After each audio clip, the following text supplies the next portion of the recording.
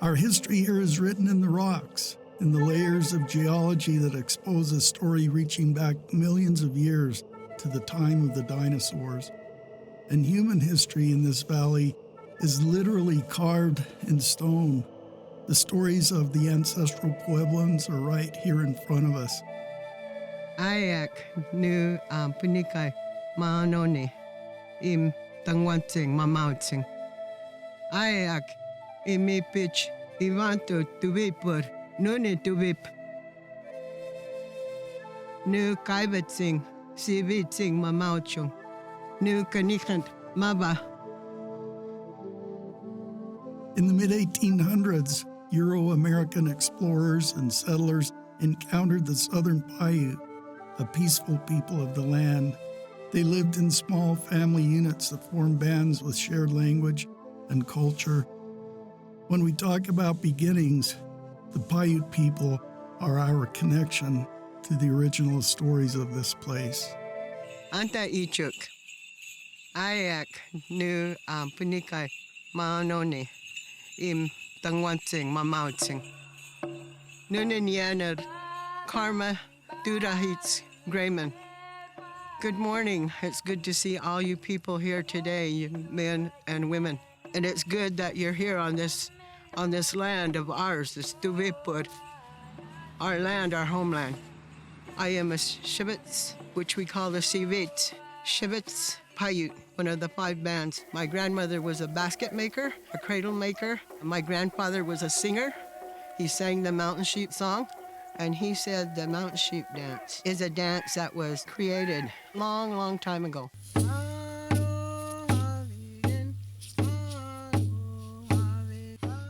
Grandfather tells that Os went up into the mountains and he went hunting. He brought a mountain sheep down. He brought that mountain sheep home, and then his son saw him, and then his son created a song. It needs to hear those words. It needs to hear those songs to Dankakar, to hear it. Ka, nah. And then there's a story that goes along with that mountain sheep, how he became the North Star. And so they'll remember it, because in our way of life, everything here is alive, even the rocks. Everything like that dance has a purpose. In the 1860s, Latter-day Saint pioneers arrived in this valley to start a new life. We're on the campus of Utah Tech University at what we call the Encampment Mall, which is a prominent area in the center of campus where the first settlers in St. George camped when they arrived in the valley. Well, my middle name is Erastus, and my great-great-great-grandfather led the expedition to St. George in 1861.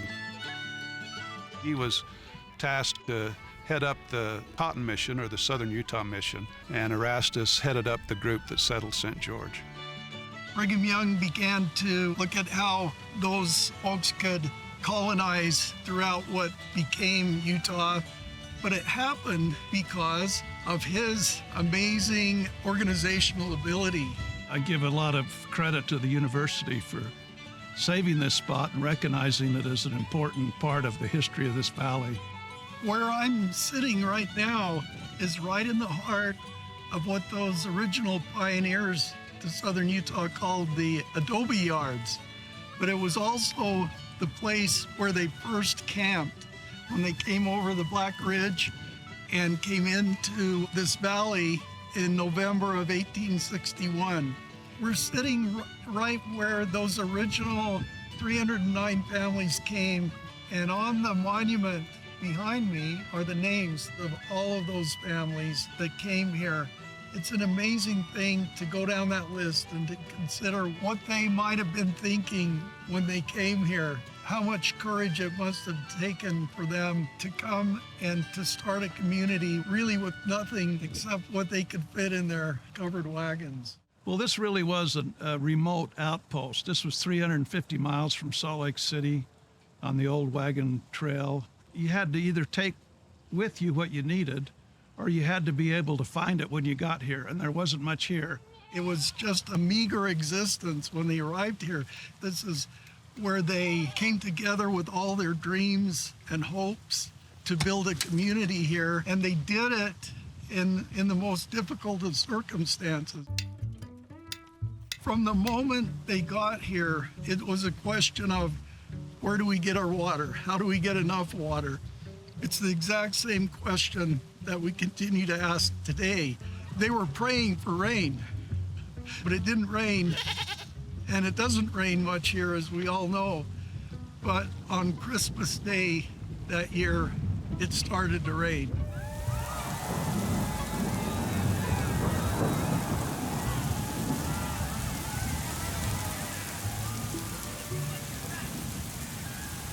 And it didn't stop for 40 days.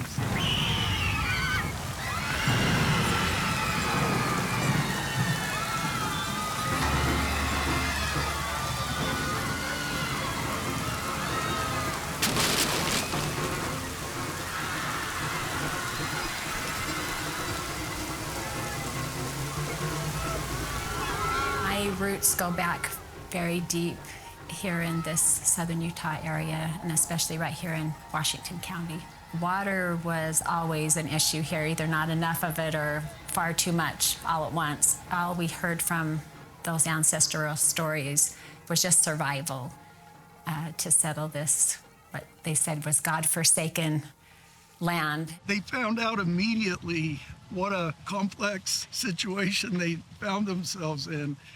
They were ready to start a new life here, but with those meager provisions and with the very slightest of goods, they were so isolated here that they had to figure out how to make it.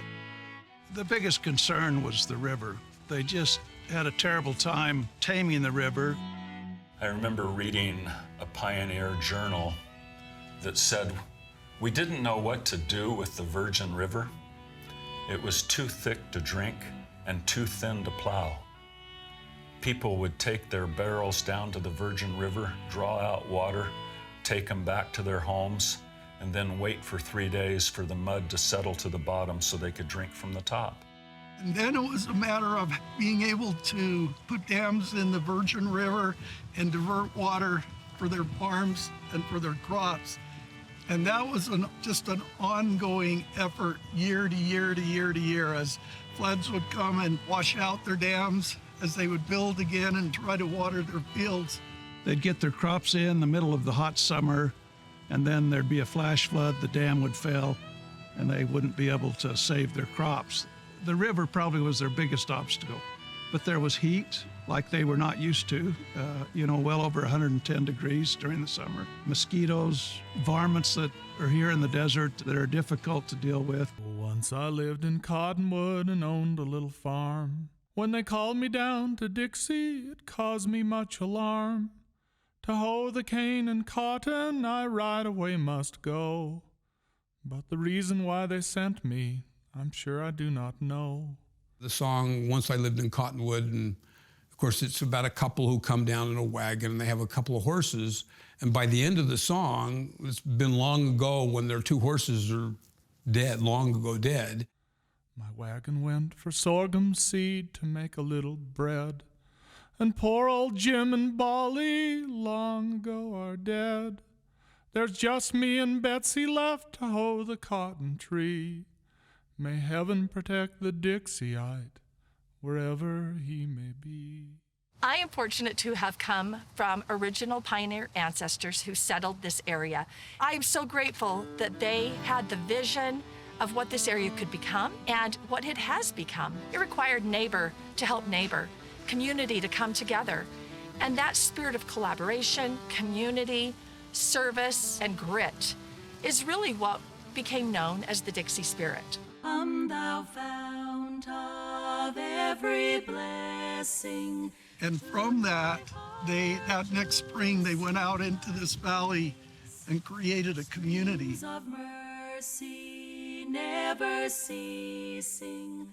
It was a group of farmers and horticulturalists and butchers and bakers and candlestick makers artists and musicians, and you could just about name everything you would need to build a community. The mount, I'm fixed upon it. Brigham Young referred to it in a letter.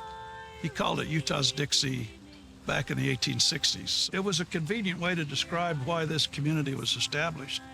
Just like in the South, they came here to raise cotton. They raised grapes, they raised melons, they raised pomegranates. So these were crops that were typical of the southern states. And so it was only natural that people would start referring to it as Utah's Dixie. The 309 families that came to St. George came with a very strong common bond. They were of one faith. They were responding to the call of their prophet to go on a mission to establish this city in the desert. And we still feel the effects of that today, of a can-do kind of community that is still in some ways isolated, geographically, politically, and in other ways, that is still here and still thriving and still leading in so many ways. And it really does harken back to those first people who came right here and said, we can do this, we're going to do this. It's truly amazing, and I attribute that to what has come to be known as the Dixie spirit. Here's my heart, oh, take and seal it for thy courts above.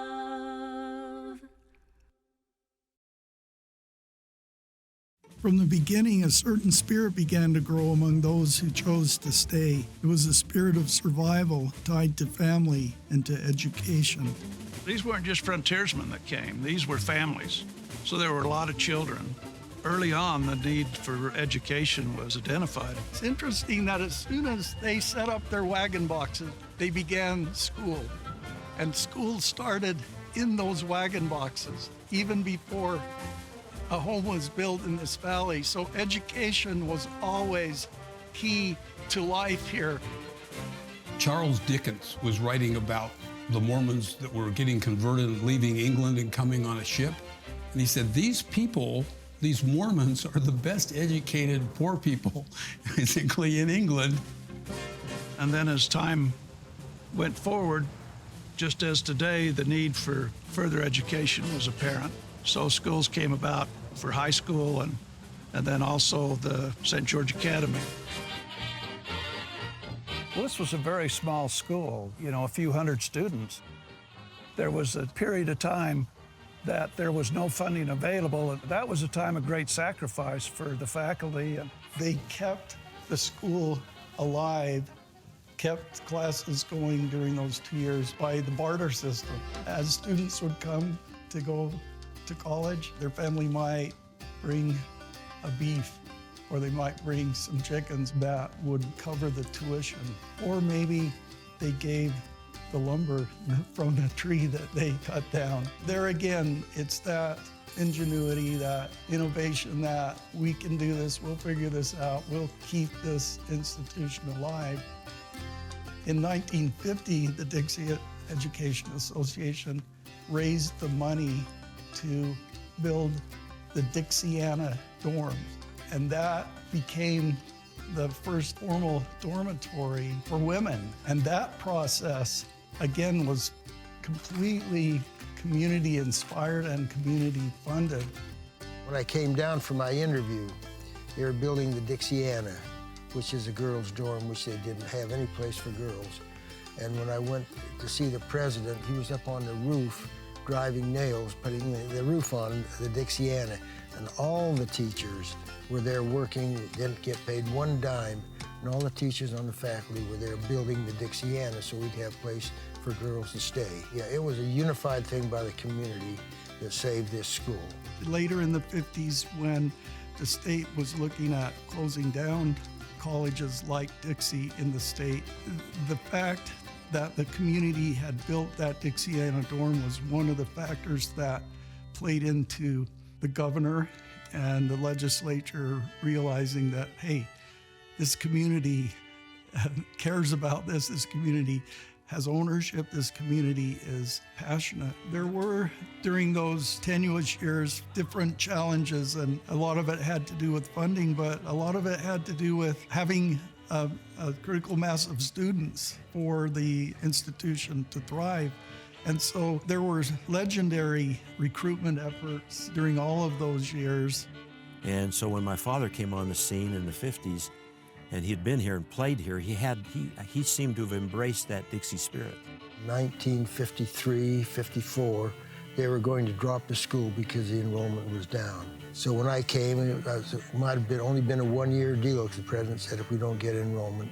I told the president, I said, just let me have the school car and pay the gas and my hotel bills, and I'll just spend the whole summer. That's all I did. But he was on a mission, and his mission was to recruit students for Dixie College. I remember sitting in that back seat, the four of us, the four little kids, traveled with him around the state of Utah recruiting football players and cheerleaders. First got the job, I went to Kanab. They had 12 in the graduating class. I knocked on every door, both boys and girls. And I promised every boy they could play football, and every girl was going to be a cheerleader.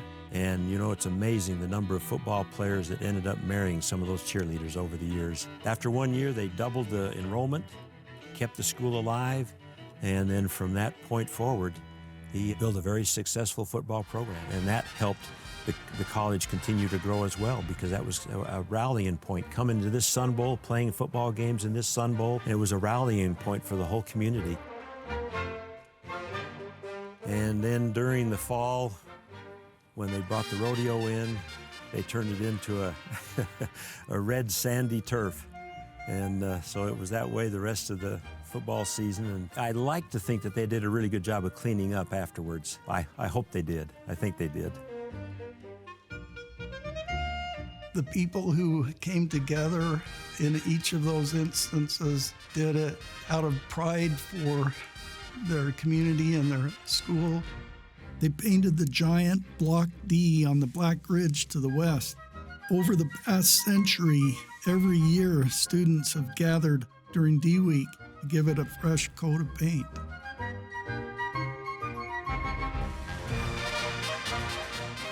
The word Dixie was painted on the red bluff they called the Sugarloaf.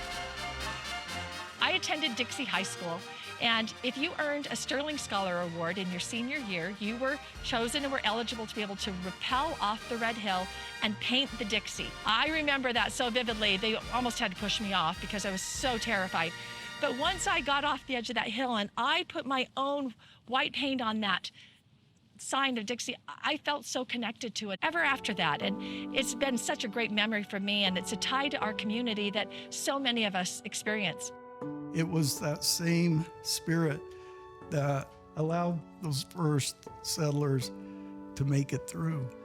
We're here in this Southland. We're isolated. We used to grow cotton. Now we're trying to grow really great people and educated people. That spirit that was at the center of all of that.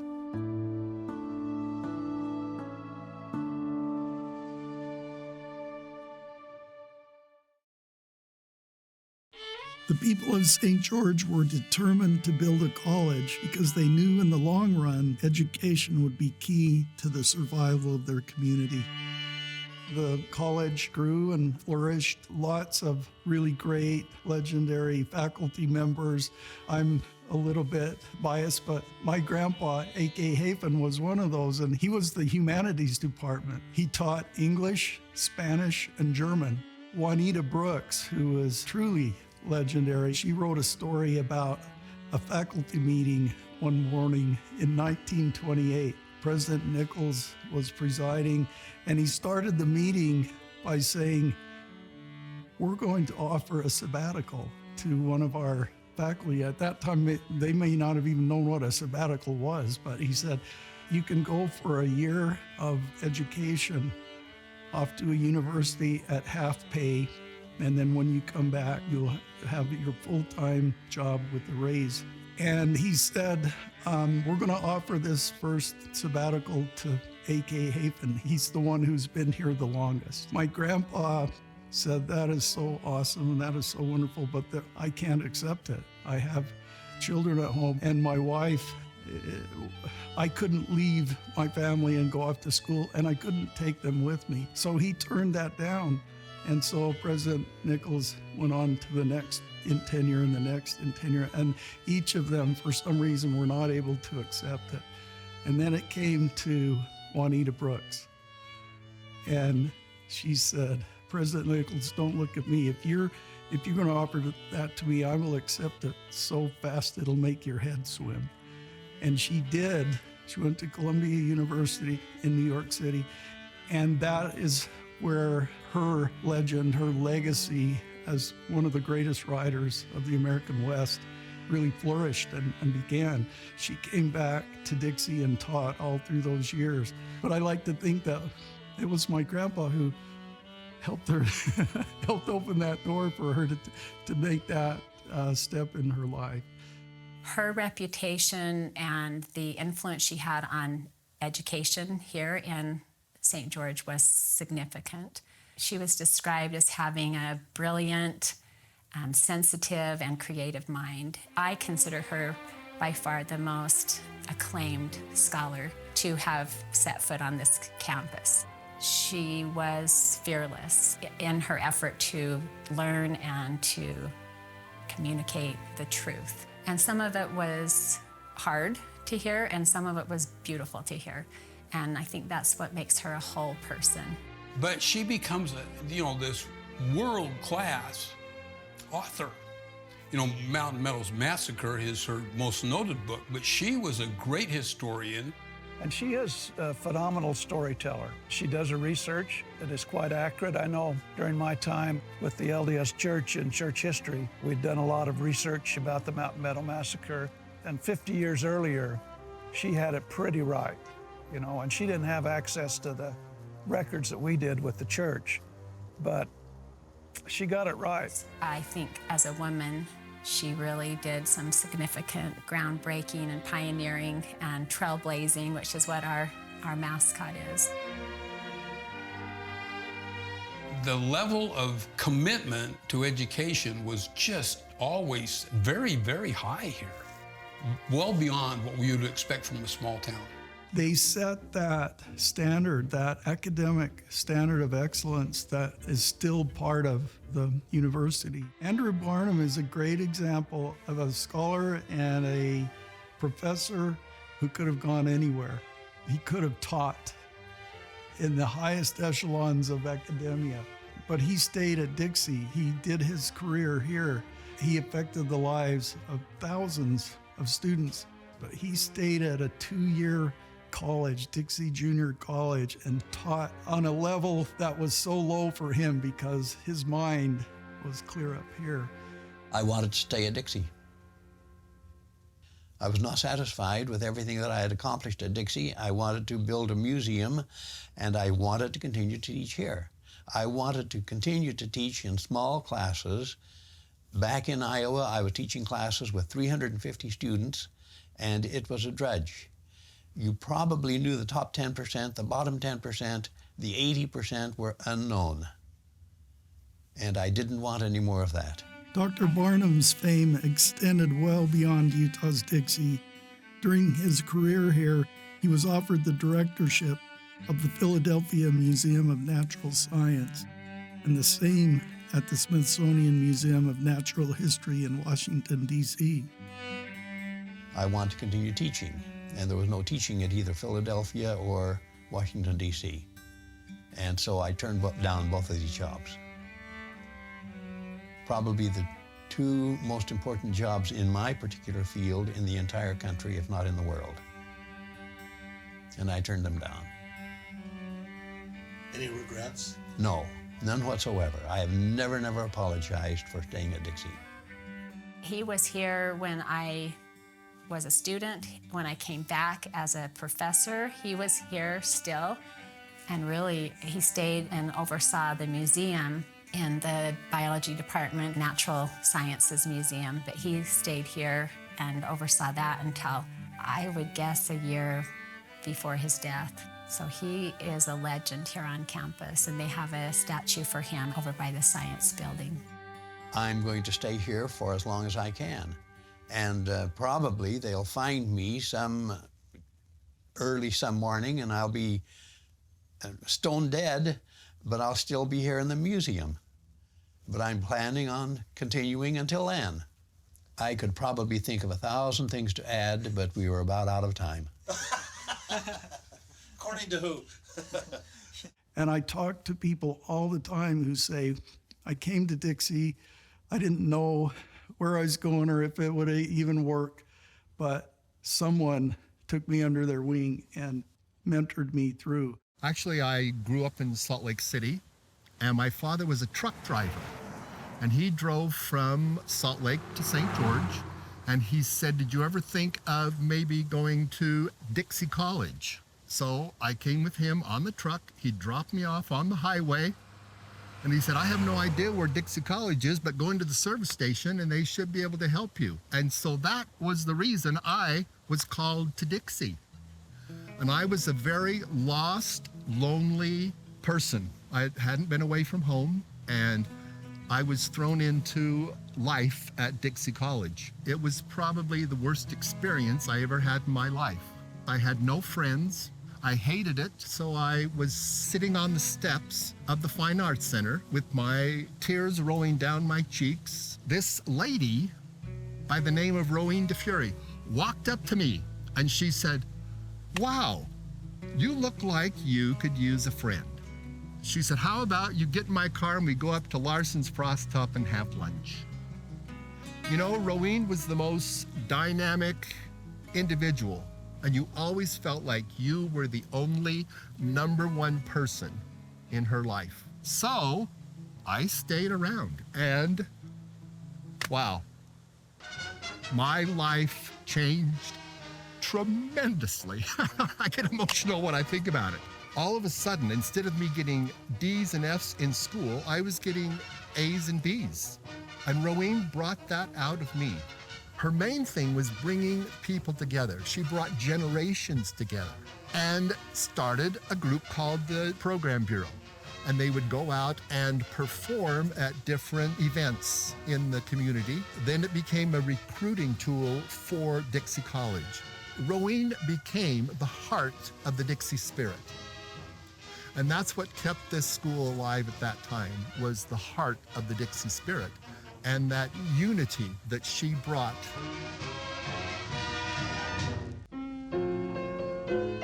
So Rowene had written the song, Just for Now.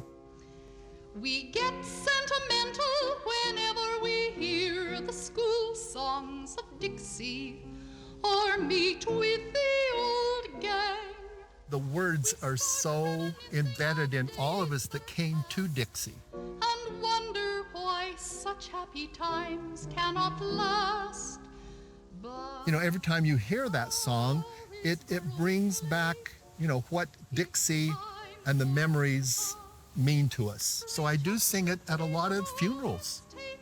Go to the cemetery and you will see a lot of gravestones that say "Just for Now" on them, of the people that went to Dixie, and that the heart of Dixie went with them when they left us. But we must, though it's just for now.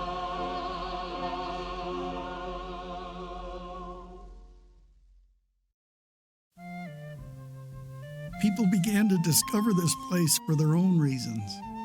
My wife Nellie and I were born and raised in the Los Angeles area. After we got married, which was in 1971, and we had our first child, we moved here to this little pioneer town, which it was then, one stoplight in this town. At that time, there was so little going on here that only two young hippie kids could even think that they could come here and make a go of it. But the thing that really brought us here, my wife's father was a building contractor, and he acquired some land up on the east boundary of Zion National Park, 5 acres with thick ponderosa pines. And then that became my focus, was, wow, this place is unbelievable. The Zion National Park, I called it my solace, a place where I could go and have peace. My own ancestors were called by Brigham Young to come and settle St. George in 1861.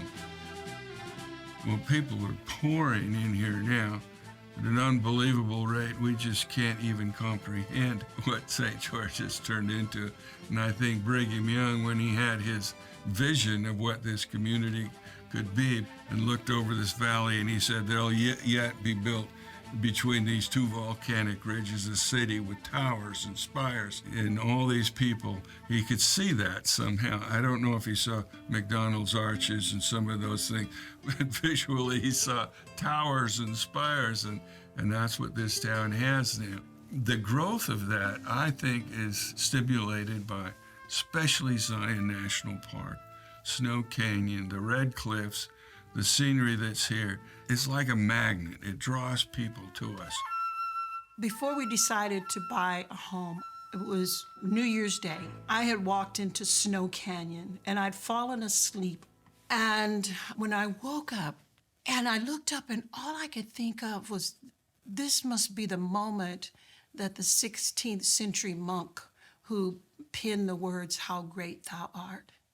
And I looked up and I said, and just that feeling, "Oh Lord, my God, when I in awesome wonder consider all the world thy hands hath made, I see the stars, I hear the roaring thunder, thy power throughout the universe displayed."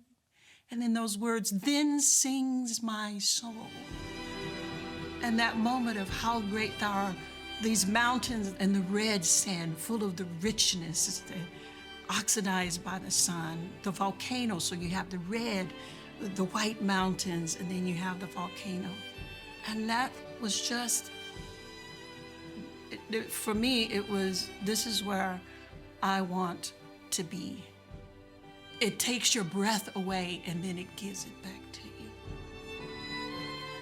And the feeling is the intangible part. Why are people coming here? Well, it's not necessarily just because of this and of that one thing, but they have a feeling for the place. And that feeling is strong.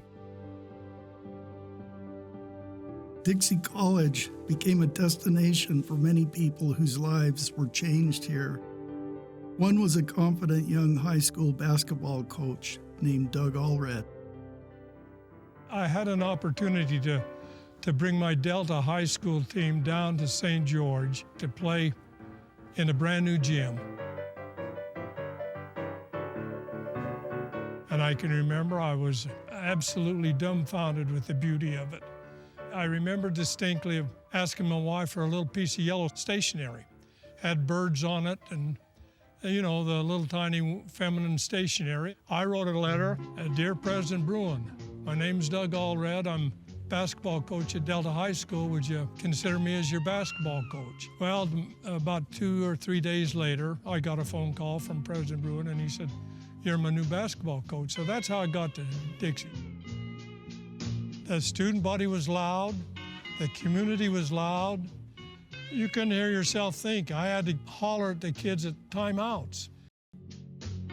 The first year I was here, and I do not know to this day how that bunch of kids gathered together, but I ended up with 12 ragtag, a kid from here, a kid from there, a football player, a basketball player that had played 2 years ago somewhere else. But I don't know what happened. It certainly wasn't a coaching style. I attribute it to the spirit that was here. Those kids, for some reason, they united and they won a conference championship. But I can remember distinctly the spirit of that bunch of kids that first year. And I attribute it now, didn't at the time, didn't know anything about the Dixie spirit. But as I think back, I think that spirit, I know that it encompassed that bunch of kids. But I realized that you had to recruit good talent. Coaching wasn't enough. You had to bring kids in that were talented. Let me mention the name of Lloyd Booth. a local St. George kid that was coaching in Vegas at the time. One of Lloyd Booth's Rancho High School basketball teams. It was an excellent team, and I think maybe 3 of his 5 starters were black kids. Without exception, his gifted kid was Lionel Hollins. But I invited him up, and I remember distinctly the day they came. At that time, you didn't come up through the gorge on I-15, you come up over Utah Hill. That coming off Utah Hill, coming into St. George, there was a pickup truck following them. And they said they followed them all the way into town, and they were right on our bumper, and we were scared to death because it looked like a bunch of cowboys. I think that was the initial start of recruiting the black kids into our community and our environment. But I think it was about that time because I had a wonderful feeling about the sincerity of that guy. He was a gifted athlete. Talent-wise, probably something that I hadn't coached before. But I remember the first night, Lionel ends up with 22 or 27 points, and they all came easy. But I told Lionel, I said, Lionel, that was phenomenal. But I said, we're going to play a little different style. You're gifted. Use one of those gifts to include everybody on the team. Take your shots. Make sure the other kids get their shots. And from that time on, he didn't average 27 points, but he could have got them. But I don't remember in coaching Lionel 2 years here, and this is quite a statement, but I don't remember him taking anybody else's shot. I think many times it was his maturity that superseded my obnoxious attitude at times. And if you look in those yearbooks, you'll find out that Lionel was the most preferred man. I thought it was a wonderful experience for him and for us. An emotional time for me. Through the years, the coach and player remained close. Lionel Hollins went on to play for Arizona State before he was drafted by the Portland Trailblazers, where he won an NBA championship in 1977. He's since been a successful coach in the NBA. I love the community. There were a few rocky moments, but those rocky moments were always tempered by some other gesture that made those moments more profound. When I went to look for a home to rent, I was waiting for the realtor to come. When I'm sitting there, a police officer came because someone in the neighborhood had called. And the police officer walks up to my car and says, may I help you? And I said, I was not in need of help. So clearly there was someone in need of help, and it was not me if he had received a phone call. And he said, well, I received a phone call that there was a suspicious person in the neighborhood. And I said, well, I have been sitting in my car for 15 minutes. What was the suspiciousness of the suspicious person that you are looking for? Because I have not seen anything suspicious. The woman who I was renting the home from drives up, puts her finger into the police officer's face, and she says, what are you doing accosting this woman? She's coming to look at my house to rent. At that moment, I was thinking, well, I'll just go along with it. There's no way I'm going to rent a house in this neighborhood. And actually, the next day, I received something from the city of Ivins. At my home in Las Vegas, they had found my address and had sent a fruit basket from my home to say I was welcomed here. I hadn't even moved. Someone called me, I didn't even know. A neighbor who said, I heard your husband was sent on a tour duty. I want to come by and mow your lawn every week until your husband gets back home. I didn't know this person at all. But these kinds of things happen. They'll never make the news. But we have to know them, we have to be them, and we do them for others. I bet you more casseroles have been delivered in this community than in any other place, because that's just the kind of people that live here. They care about each other. I always say that's the paradox of a life story. There's always multiple angles and ways to see it, and we get to choose which one we are going to hold on to. when I would call people and I would say, my name was Janice Brooks over the telephone, they'd say, are you related to Juanita Brooks? I said, well, I don't know. And then I would meet them in some place, and then they'd look at me and say, oh, and I'd say, you never know. And so the cultivation of the spirit of Dixie, and how does that live itself out with our growth and our new neighbors? We're not throwing away something that's significant in our history, because I believe that with all the triumphs and tragedies, both have such great significance to us. You know, we're a vibrant place. We're growing by leaps and bounds, one of the fastest growing cities in the nation. And so our neighbors are new neighbors. And our new neighbors come with a different set of language, put it that way. Because in the end, it's just a word. How does it live itself out in terms of the actions that I spoke of, where a welcome basket was sent to me? How does the spirit of the place and the inhabitants who say, we're a place that welcomes all, we're a place that believes in family, which is why this place resonated so much for me. We're a place that believes in kindness and the goodness of spirit and caring for each other. And how do we do more of that? And what name might be given to that 100 years from now that we have created in this community?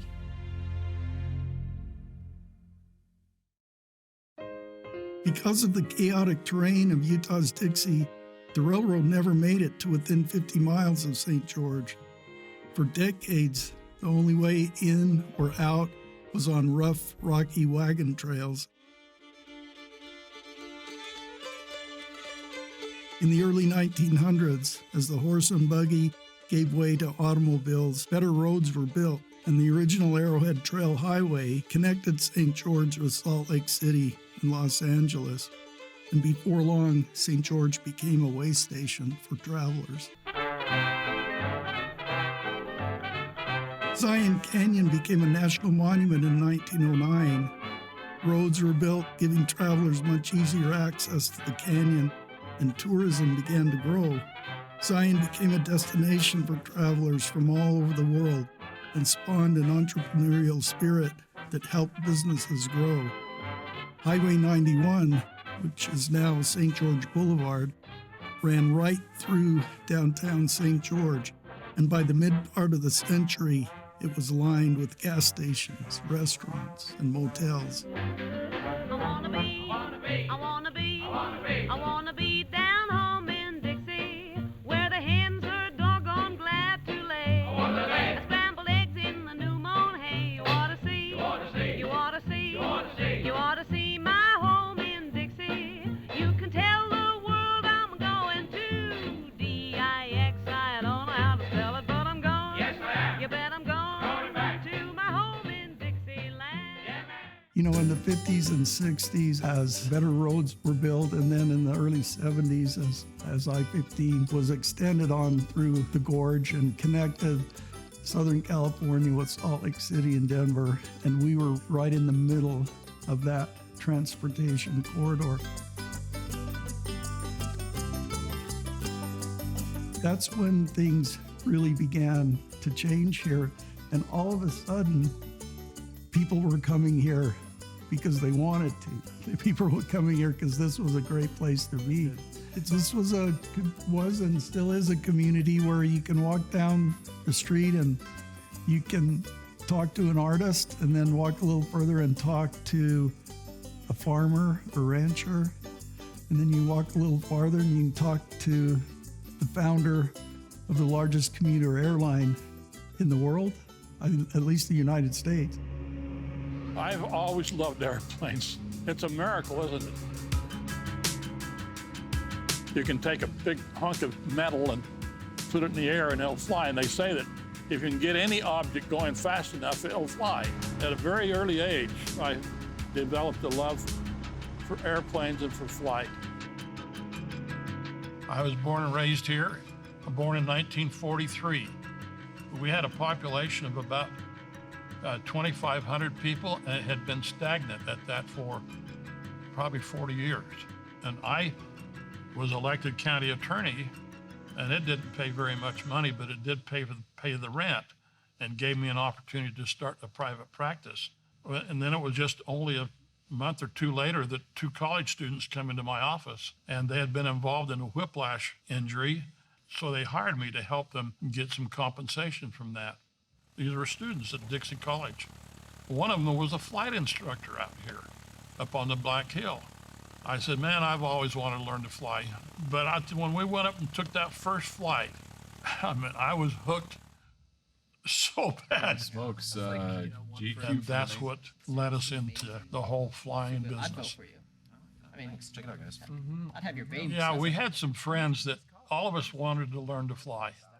We got together with our friends and said, you know, we all want to fly. Why don't we buy a little airplane? Airplane right there, the Piper 140, got a really good offer on it. $11,000. We all said, yeah, well, let's do that. And so we agreed to put up $500 a piece just to get a trainer. Once Ralph Atkin learned to fly and owned a plane, he thought, why not buy an airline? Bruce Stuckey basically had a lease on the St. George Airport, and he had a couple airplanes that had been involved in what was earlier known as Dixie Airlines. He really didn't want to be in the flying business. And so we put together about $50,000 to start the airline without assistance from anybody else. In those early days, it was difficult, really difficult to make payroll each week. We tried to sell it. Nobody would buy us out.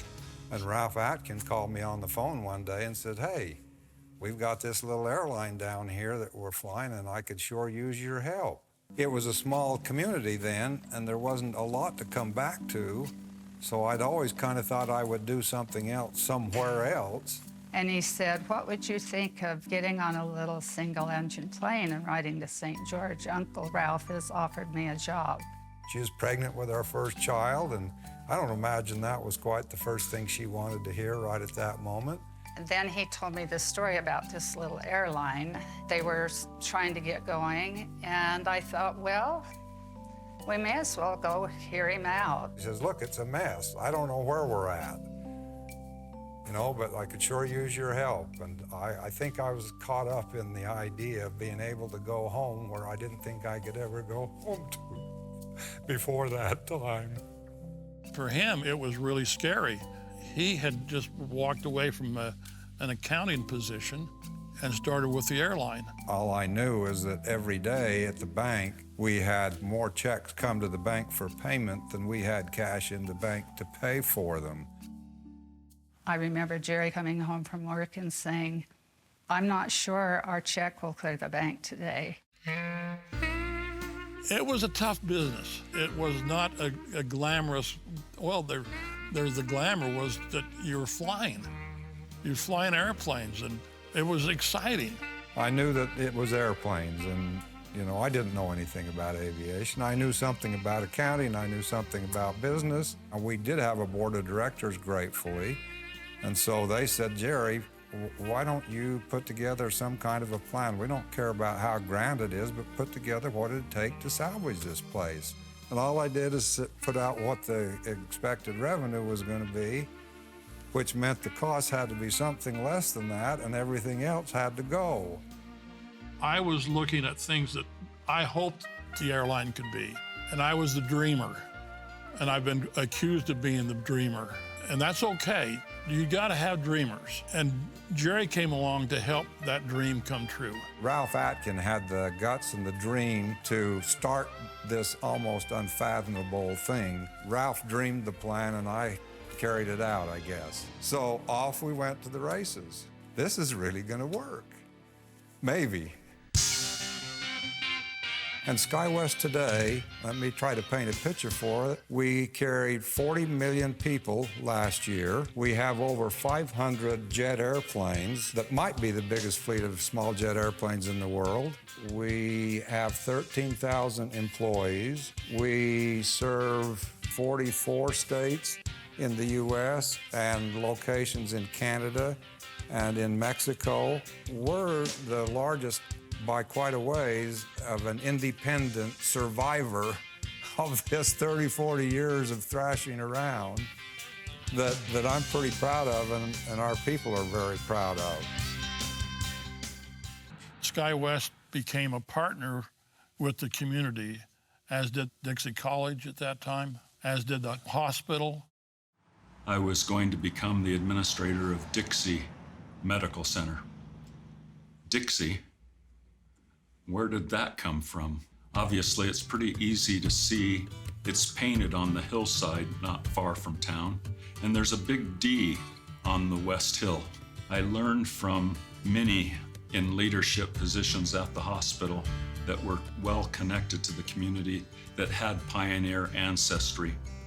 I learned that there were 2 doctors that were sent with the 309 families, Dr. Silas Higgins and Dr. Israel Ivans. And they were prepared at any time, day or night, to jump on a horse or get in their buggy and take off to be of assistance. J.T. Affleck was the first physician who had been trained in medical school in Philadelphia, trained as a surgeon, who found his way to southern Utah. The bag that belonged to Dr. Affleck. This was a bag that was worthy of a surgeon in the late 1890s. It was made of walrus skin, and all of his tools are still in the bag, including cat gut for suturing wounds, as well as whatever other equipment he may have needed is in this bag. In 1913, Dr. Donald McGregor and Dr. Frank Woodbury established a hospital in a 2-story boarding house in downtown St. George. In 1952, in a fine example of the Dixie spirit, county residents pooled their resources to build the Dixie Pioneer Memorial Hospital. That facility expanded in 1975 to become the Dixie Medical Center, and in 1990, the Dixie Regional Medical Center, setting the stage for greater things to come. I was introduced very early on to the idea of the Dixie spirit. It was a barn-raising mentality. If there was something that needed to be done, we just need to get the right people together, get organized, and go do it. My first introduction was getting a call one afternoon as I sat at my desk that there were some people in the main lobby that wanted to see me. I went to the lobby and I met 7 12-year-old girls who came from Washington and presented to me $17.50, which were the proceeds from their lemonade stand. And they told me they wanted it to go to the construction of the new cancer center. I was extremely touched. The idea of Dixie Regional Medical Center and its new location and building that facility, the estimated cost to be well over $100 million, was another tall order for the community. But when we bought the first 50 acres, there wasn't a river road. There were tumbleweeds, but we visioned that this would be the perfect place for it.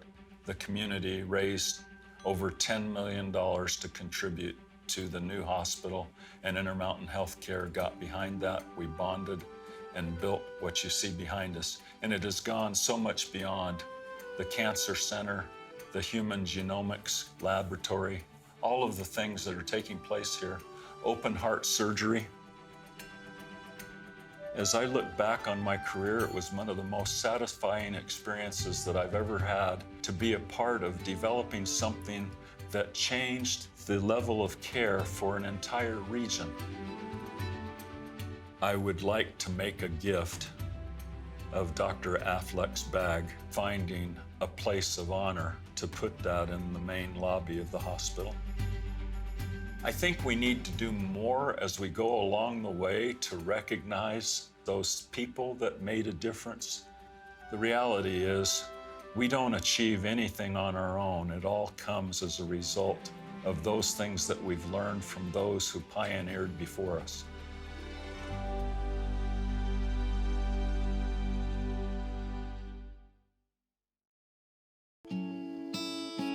Rural Idaho is a great location for an avid fisherman. Steve Nadal is a retired past president of Dixie State University who came along at just the right time in the history of the school. Dr. Nadal has a BA degree in chemistry, an MBA from Harvard, and a PhD in finance. Somehow he ended up in education. I had talked to Dallin Oaks about my interest in being a university professor. He made a nomination to the Weber State folks, and I went through the interview process, and the regents hired me at age 43 to be a young president of Weber State College. And so while I was there, Weber went from being Weber State College to Weber State University. A lot of years after Weber, 20 or 25, I got a telephone call in February from the Commissioner of Higher Education, Dave Buehler. Dave said, "Steve, we're making a change in leadership at Dixie. Would you be willing to go down and be an interim president for a few months?" I said, "Hang on, Dave." I said, "Margaret, you want to go to St. George for a few months?" She said, "Sure." So I said, "Dave, I don't need to call you back." There was 3 feet of snow in our backyard. And I said, "Dave, we're in. Whenever you want to make that change, we're ready." All of the emotion and feeling that they had for their ancestors and for that countryside, the terrain, the red rocks, all of that and a lot more was encompassed in the term Dixie. And they wanted me to be part of them. And I wanted to, because I knew to be helpful, I had to be accepted. I said, "We can do this." And they bought into it. So the regent said, "Well, why don't you just stay? We'll make you the permanent president." And I said, "Let's do that. We're in. We're all in." And I said to them, "Now, let's make this a university." I said, "We're going to have a Holland building here, we're going to have a clock tower here, and it's going to signal university." And I was delighted that we could pull it off. Today, the name has changed to Utah Tech University, with more than 12,000 students, 3 times the entire population of St. George when I was growing up. I can't help but think how amazed my grandpa would be to see the school today and to still feel the spirit that brought us here. I know there's been a great deal of discussion over, are we losing some of that Dixie pioneer spirit as a result of name changes in our community? I prefer to look at it as progress and as the new iteration. You know, I'm talking about the fondness that we locals have in this area, but that doesn't translate well in New York City or Denver even. People just don't understand that. And I think it's a service to the students to be able to have on their resumes Utah Tech University. So it's I think just a natural evolution that had to happen. But I don't think there's any need to abandon that tradition. We first came here on campus, my family, we went to the encampment mall, and my father-in-law pointed out to me, he says, "You know, one of your descendants is on here, Israel Dodge Alphin," and he pointed to the name. And so I think about that all the time. As the president of the university, I not only have an obligation to every student that steps foot on our campus, every community member that supports this university, but it's also my personal family. I have to live up to that legacy that they have left for us. So when I came on campus, I saw the new Holland building, and you could feel the wonderful progress that had been made. But I also looked at the mural, and you could see the past. And as I walked around campus, I just felt this tremendous energy of what was, but also what could be. Just in the last 10 years since we've become a university, we've added over 200 academic programs. We also added infrastructure. They said we need state-of-the-art buildings. We also adopted the Polytechnic model, which really emphasizes that hands-on learning and that career readiness. We also increased our enrollment by 50%, which is just unheard of in the United States. We also transitioned our athletics team to Division I.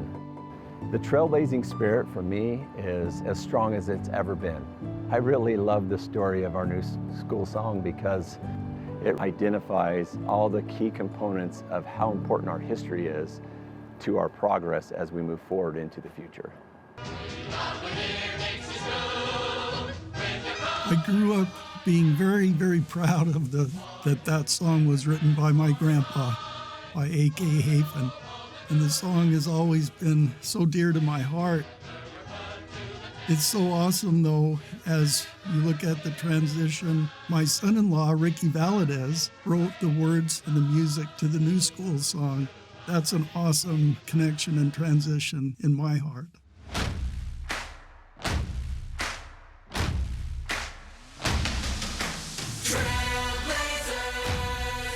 As soon as you hear the first beat of the New School song, you immediately realize we're in a new era, we're in a new chapter of this whole Dixie story going forward.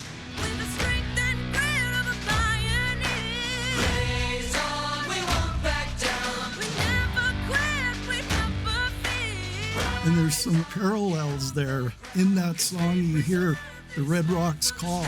The Red Rocks call, the journey's on. Tread this dirt and you're never the same. At Utah Tech, it runs in our veins with Both songs portray a sense of purpose and meaning drawn from this area and a sense of identity from the past and destiny for the future.